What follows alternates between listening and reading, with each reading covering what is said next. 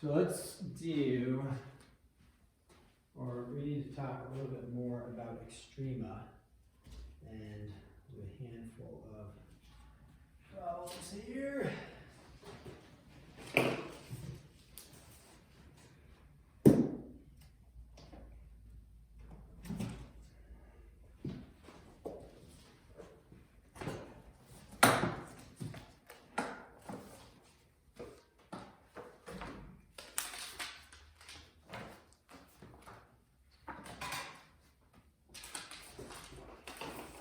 And I think we're just finishing up, or starting to talk about critical points. I don't know if we'd actually mentioned what critical points were, but we'd referenced the idea.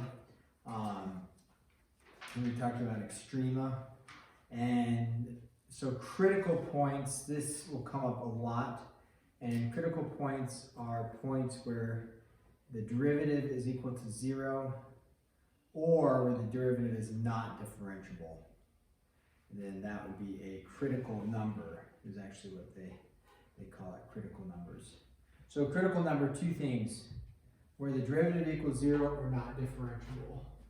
So critical number, or sometimes they're called critical points, that's where the derivative f prime of c is equal to 0, or c is the critical number, or where f of c is not differentiable. So critical number where the derivative equals 0 or where f is not differentiable at c. So f of c is not differentiable. Or maybe, yeah, f of c, that would be your y value. So f is not differentiable at c. So in this case, if you were to have a graph, you could have something like this, and then let's say it came down like this, and then went like that. Or maybe I'll go like this. So if you had a graph like this, and what we'd be looking at is the derivative is equal to 0 wherever we have a horizontal tangent, and then it's not differentiable because this forms a cusp. We've talked about that. And so therefore these would be your two critical numbers in this case. We call that C1, and this would be, C sub 2. So your critical numbers would occur here and here. And where critical numbers occur is where you're going to have relative extrema. And that's why the critical numbers are important for us, is relative extrema occur only at critical numbers. So relative maximins occur only at critical numbers. So relative max slash min occur only at critical numbers. So if you want to find your relative extrema, find the critical numbers. All right, guidelines, looking at page 165, guidelines for finding extrema on closed intervals. So again, a closed interval is where your graph, like this, would have a dot here, not an open circle, or it's closed. And then a dot here, that would be closed from whatever, usually they say A to B. And so a closed interval from A up to B, like that. So guidelines for this on page 165, find the critical numbers. And we find the critical numbers by finding the derivative and looking for where the derivative is equal to 0 or where the derivative is not differentiable. And we find things that are for the derivative that's based off of the numerator and denominator, where we would have those two things occurring. Evaluate f at each critical number, and then evaluate f at each endpoint, and then the least of these values is the minimum, the greatest is the maximum. So you can have extrema occur at the endpoints, right? But that would be the global, or the what do we call it? absolute extrema, could be endpoints as well. So we need to check, when we check for extrema, we're finding the critical numbers, and then we also check the endpoints, and then wherever there's a max or a min, that would give us our maximum extrema. So go to page 167, and we'll look at a few problems on 167. And if we look at that first set is find the values of the derivative if it exists at each indicated extremum. And so if you look at number one, what they're not asking you, I mean, it says find the value of the derivative if it exists at each indicated extrema. So if we look at number one, what would the derivative of, and the value of the derivative, I guess, for number one, how would we maybe go about doing that? Like just taking the derivative? Yeah, so we could take the derivative, and so if we have, what is it, x squared over x squared plus 4, this is number one, so f of x equal to x squared over x squared plus 4. Make sure I have that written down correct. And alright, so what rule are we going to use to find the derivative? Division one. Yeah, the division rule, quotient rule. That sounds better. So low d high minus high d low, and minus low squared. And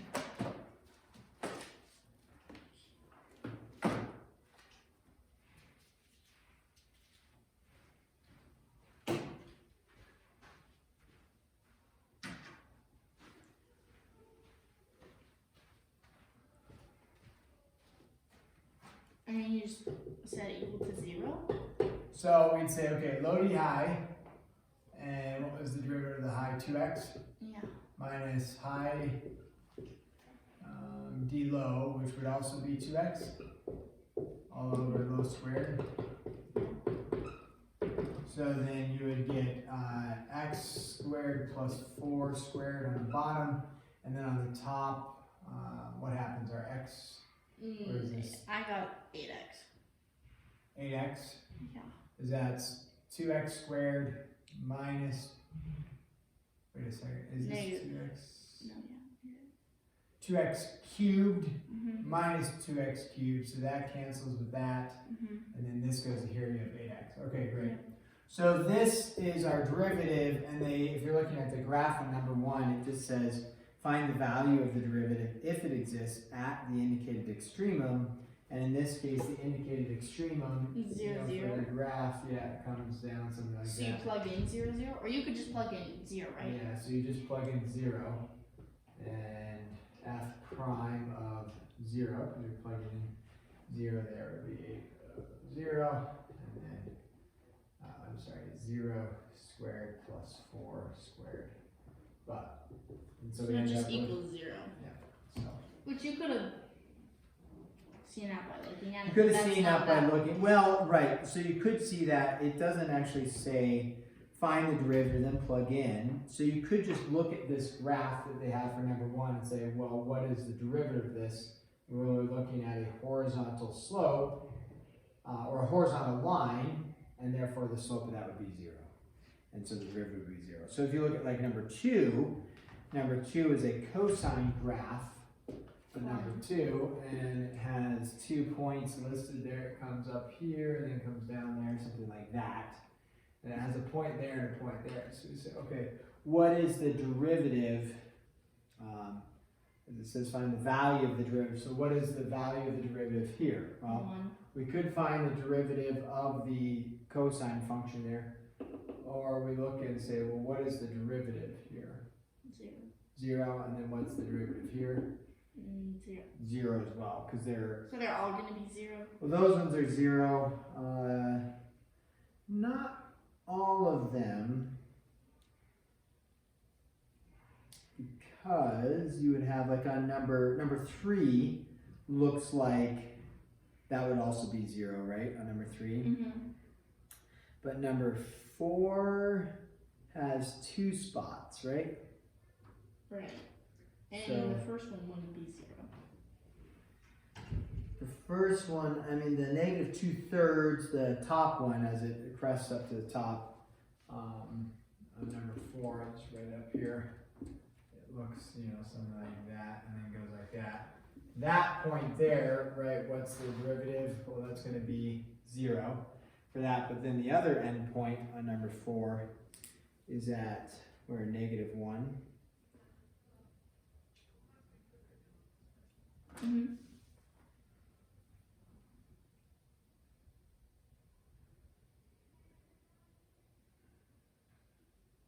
So when you look at that other endpoint like that,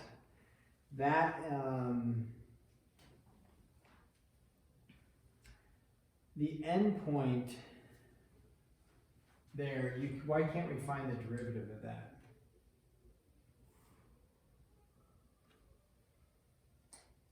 And we can find the derivative of the function, but why couldn't we plug in -1 there? Oh, because it would give you a rational number, maybe? Because it's under radical. Well, here this is at like -1, right? So, why, like looking at the graph, why can't I, here is a horizontal line, so we know the slope is 0. But here, what kind of line could I draw off that for the slope? Well, the issue is what? Oh, it could be anywhere? Here, here. So since it's an endpoint, we can't find the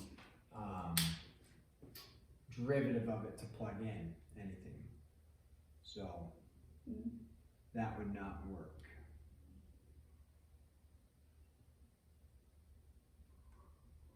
To do that. And then if you look at like number 5, what's the issue with number 5? It forms a cusp. Forms a cusp, so the derivative is what? The value of the derivative. Not differentiable. Yeah, it's not differentiable there. Now it doesn't mean it doesn't have an extrema on number 5, right? So number 5, it has this cusp. Wow, look at all these blue marks. I was gonna drive David nuts. So you have here, so you say, well, I could find the derivative. Is it at 0, 0? Oh, I'm sorry, is that No, -2? it's at -2. Okay. Same concept, so it doesn't really matter. But raise that. So it's at -2, it forms this cusp. And so we say, well, what is the derivative? The derivative is undefined. The value of the derivative is undefined. Mm-hmm. So it's same here, like the value of the derivative right there is undefined, but the value of the derivative is undefined, and therefore we can't find the value of the derivative because it's undefined. Doesn't mean it doesn't have a minimum or a maximum. No, it does have a minimum value right there. The minimum value is, the y value is 0. Yeah. But relative extrema occur where relative maxima occur at critical numbers, and critical numbers occur where the derivative is equal to 0 or It's not different. It's So not they differentiable. still can be. so yeah, so it still has a relative extrema, we just don't have a value for the derivative. So when you plug it in, you get. If you plug in the derivative, for the derivative, it would be undefined. Like f of -2 Right. is So if it undefined. was somewhere else at some point that like you couldn't obviously tell, what would you do? You mean you couldn't obviously tell that it's undefined? No, like you couldn't tell like what point it was at. Like if it's in the middle of the point, it's not like the y value is not obviously like 1. Or I mean 0. Well, graphically, they would make it obvious like this. Okay. You're not going to have an arbitrary unknown one. So like on number 6 is a graph, right? It goes like this. If you go to find the derivative of that, I think at it's that stop point- recording. what? Something popped up on your phone. Oh, it's probably low battery. If you go to do the derivative, or it's dead. No, it's just low battery. So if you go to do the derivative right here, what's the derivative right here? Undefined, because it forms a corner. Therefore, it still has a maximum. What's your maximum value in number 6? It's 4. like over 0, 4. So it still has a maximum, it's just undefined there.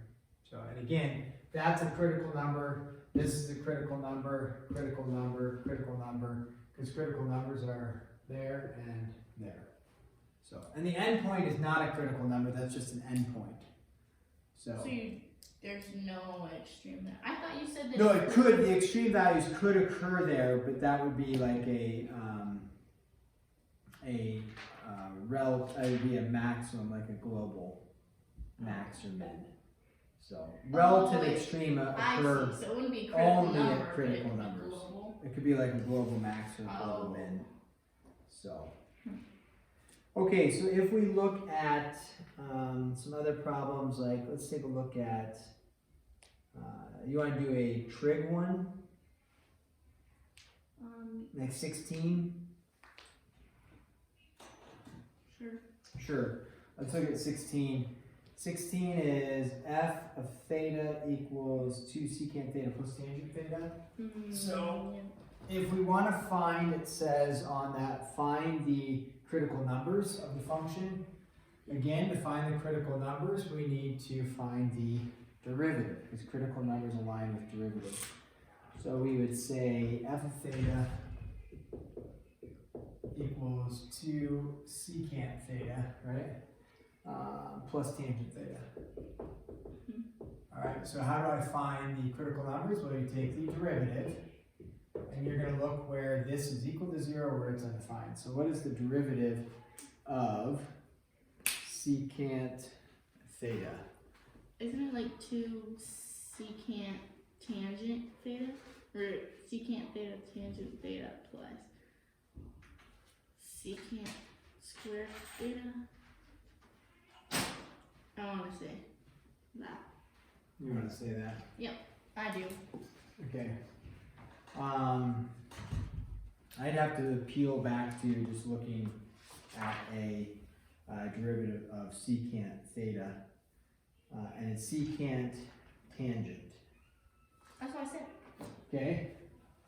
So secant theta, tangent theta, multiplied or just added? Multiplied, right? Multiplied by, and then the derivative of tangent theta is Secant squared theta, right? secant squared theta.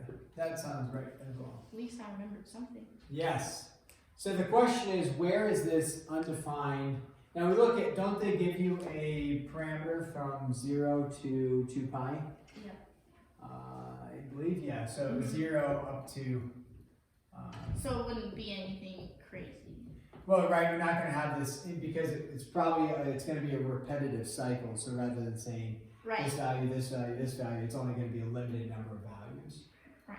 So the question is, yeah, where does this equal 0? So you say, okay, 2 secant theta, tangent theta. Oh, right, because they don't give you a point. Secant squared theta. Where is this equal to 0? So now we'd have to, oops, it's secant.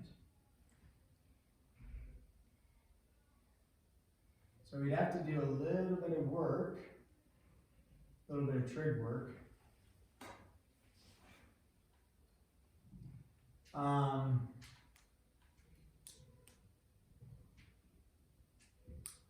So what might I do here? I'm going to erase or just get rid of the parentheses. Divide, I can't do Yeah, you can't divide the variable out. You can't divide everything by secant usually. Yeah. But you could do potentially something with the secant. What could we do? Change it to 1 over cosine.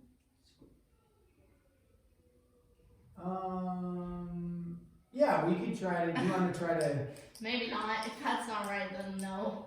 no, I don't know if it's necessarily right or wrong. We could go to, what is tangent the same thing as? Sine over cosine. Okay, so we could sine over cosine plus 1 over Cosine. So square theta. that kind of does help you. That so does that help you us, could yeah. make it. You could combine all of them. So 2 sine theta on the top plus 1, does that sound accurate? Mm-hmm. All over Cosine squared theta. Cosine squared theta, because we have, common denominator of cosine squared theta, their common denominator. Looks kind of nice. So now, actually, this is really nice because remember, we are looking for the critical numbers, and critical numbers occur where it is equal to 0 and where it is not differentiable. Right. So the derivative is equal to 0. What are we going to look at? The numerator, denominator. Denominator. For where it's equal to 0. Oh, the numerator. Numerator, right? 0 divided by anything will be 0. Right. And, And then the bottom undefined. would look for undefined. Yeah, this is, so I'll just make a note of that. Undefined and then 0. So we can take these individually and say, and look at where each of them give you a 0. And therefore 2 sine theta plus 1 equals 0. And then where does cosine squared theta equal 0? So we start with the 2 sine theta plus 1. So the question is, where does sine theta equal negative 1/2? Where it's equal to 0? Well, I subtract the 1, divide by 2. Oh, I see. So where does sine theta equal negative 1/2 in terms of radians, not It degrees? equals 1/2 at 30. Negative 1/2. Yeah, and so the negative 1/2 would put it below at, I'm trying not to look, 30? So, right, it's going to be, this is a positive 1/2, positive 1/2, because it's your y values. Oh, And so it then- could be 2. So it could be there and 330 there. or 210? But again, but in terms of radians. Oh, so 11 pi over 6 for that one, or 7 pi over 6. Yep, and you can just count it, right? 1 pi, 2 pies, 3 pies, 4 pies, 5 pies, 6 pies, 7 pies, 8, 9, 10, and 11. Yeah, I was So we trying want to do it in that. my head. Nice, that's good. Well, you got it 7 pi over 6 and 11 pi over 6. So those are the two spots that will give you 0 in the numerator. Therefore, that's where our derivative is equal to 0. So 7 pi over 6. And since we're only going from 2 pi, It wouldn't be any. we're not going to say plus multiples of, here plus multiples of pi. Thank We're goodness. just saying 7 pi over 6. And then where does cosine squared theta equal 0? At 1. So in other words, where does When y equals 1. is equal to 0? Yeah. You just take the Since it's square 0. root of both sides, square root of 0 is 0. So where does cosine theta equal 0 at? 0. I don't think so. And Cosine theta equals 0. cosine. Because it's your x value. Right. So it's not at 0. It doesn't equal 0 when it's at 0. Wait. Now I'm just confusing myself. It's not 1. Is it? Is it 1? No, it seems to be in terms of radians. Oh! Cosine of 0 is equal to 1. Sine of 0 equals 0.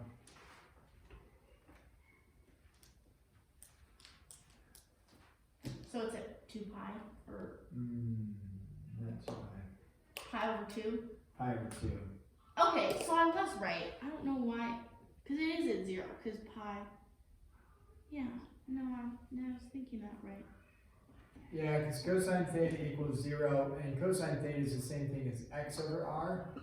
In other words, where is your x value 0? X value 0 is on the y-axis. So pi Right, so over when it's 0. when x is 0, but not theta. Yeah. That's what I was thinking. Okay. So pi over 2, and then what's your other spot? 3 pi over 2. 3 pi So I over was 2. thinking now. But then I just confused myself. Fair enough. Yeah. So these are these are all critical numbers. These are the non-differentiable because you'd be dividing by 0, and therefore the derivative would be undifferentiable there. And then these are where your derivative is equal to 0. And it's asking find the critical numbers. Yeah, so so- your answer is just 11 pi over 6. It's going to be all 4. Yeah. 7 pi over 6 pi over 2, 3 pi over 2. Indeed. Indeed, indubitably. Yep. That's not too bad. Okay, and then we'll do one more. What time is it? 3:22. Do you have 2 phones? Yes and no. Yes, I do. That one's only for recording. Because you ran out of space. Ran out of space and that battery is, it dies very quickly. I can tell. So it's I mean, it's still alive, but it's not recording because you didn't press close on the thing. it's still recording. It is? Yeah, you don't have to press close. Oh. But it's about to die. So let's do briefly one more, like 22, and then we'll carry maybe on some more for Monday. On 22, it just says find the relative 2x cubed minus 6x on the interval of 0 to 3. So it says find the absolute extrema of the function on the closed interval. Mm-hmm. So again, absolute extrema, it's, if you have a graph, no matter what it looks like, we'll just do something like this. The extrema, absolutely, it's either going to occur at endpoints or at, and actually let's make this where, let's say it came down like this, and then went up like that. It's either going to occur at endpoints or where the derivative is equal to 0 or where the derivative is undefined. Wait, so are there 2 absolute extremas for everything? Because there's an absolute high and an absolute low? Yeah, you'll have an absolute low and an absolute high. Oh. So what you do is you find the critical points, and then you find the y values that are associated with that, and then you find the y values of the endpoints, and whichever one's the lowest, whichever one's the highest, that's your absolute. So f prime of x, what's f prime of x? 0, 6x squared minus 6 at 6 over 6x squared. So 1, x squared is equal to plus or minus 1. So what we are figuring out is that there's no spot where the derivative is undefined. Right. So we have 2 spots where the derivative is equal to 0. So these are 2 critical points. And then do you plug that back into your first one? So, right, so what you want to know is when you plug in 1, what do you get? What's your y equal in your original? So you say f of 1 equals 2 minus 6, 4. So 1 comma 4. Negative 4. Negative 4, yep. And then f of negative 1. It would be negative. So then it would be negative 1, positive 4. Right? Yeah, because it'd be a negative 2 and a negative 1 plus 6, so positive 4. Yeah.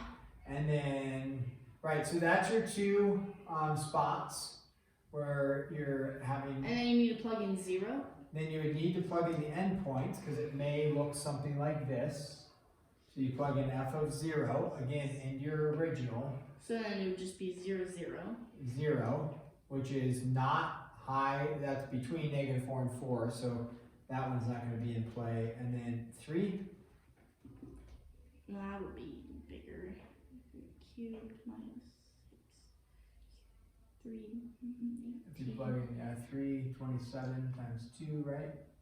Which is 54 minus 18. Yeah. Which is 36. 6? Yeah. So there we go. So you look and you say, what's my largest one? 36. So this would be your, it's a that's your higher extreme. Absolute max of 36 at x equals 3. And then you pick your lowest value. Absolute min at absolute min of negative 4 at x equals 1. That makes sense. It just takes a while to get there. Takes a little bit, but